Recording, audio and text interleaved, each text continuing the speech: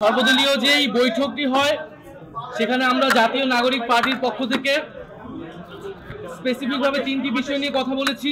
আমরা সরকারের যে প্রতিশ্রুতির সময় জুলাই ঘোষণাপত্র দেওয়ার কথা ছিল, আমরা সেটির অগ্রগতি সম্পর্কে জানতে চেয়েছি এবং 30 কার্য দিবসের মধ্যেই যাতে জুলাই ঘোষণাপত্রটি জারি করা হয় সে বিষয়ে আমরা জোর আহ্বান জানিয়েছি। কারণ আমরা এর আগেও দেখেছিলাম জানুয়ারি মাসে একটা ডেট দেওয়া হয়েছিল, সরকার প্রতিশ্রুতি দিয়েছিল, এই আন্দোলনের প্রেক্ষিতে আরেকটি প্রতিশ্রুতি দিয়েছে, এইবার যাতে প্রতিশ্রুতি ভঙ্গ না হয়।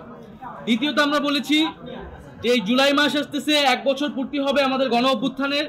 5ই আগস্টের আগে এই জুলাই মাসের মধ্যেই যাতে জুলাই সনদটি কার্যকর করা হয়, সকলের স্বাক্ষর নিয়ে আমরা যাতে জুলাই সনদ করতে পারি এবং জুলাই সনদ কার্যকর হওয়ার আগে নির্বাচনের তারিখ ঘোষণা করা ঠিক হবে না।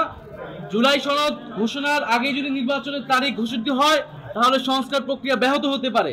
তাই আমরা আহ্বান জানিয়েছি যে 16 বছর আমরা অপেক্ষা করেছি, 10 মাস অপেক্ষা করেছি, আমরা আরও 2 মাস অপেক্ষা করতে চাই এবং সরকারকে সময় দিতে চাই। সকল রাজনৈতিক দল মিলে এই 2 মাসের মধ্যে আমাদের যে জুলাই সনদ, যেখানে জনগণ তার ভবিষ্যৎ বাংলাদেশের রূপরেখা, শাসন ব্যবস্থা পরিবর্তনের মৌলিক সংস্কারের রূপরেখা দেখতে পারবে, সেই জুলাই সনদ হওয়ার পরে একই সাথে আমরা তখন নির্বাচনের তারিখটি যাতে সরকার ঘোষণা করে আমরা সেই দাবি জানিয়েছি। এবং জুলাই সনদ হওয়ার পরে আমরা আমাদের দলীয় মন্তব্য জানাবো যে কোন সময় নির্বাচন আমরা চাচ্ছি।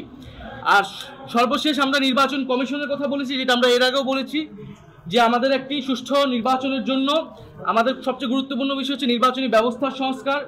নির্বাচন নিয়ে যত সংখ্যক আইন, নির্বাচন কমিশন সংক্রান্ত যে আইন, সেই আইনগুলো সংস্কার করে এই নির্বাচন কমিশন পুনর্গঠন করা। এবং নির্বাচন কমিশন এখন যে প্রক্রিয়া চলছে সেখানে আমরা আস্থা রাখতে পারছি না, নিরপেক্ষতা প্রশ্নবিদ্ধ হচ্ছে, এটি যাতে সরকার বিবেচনা নেয়।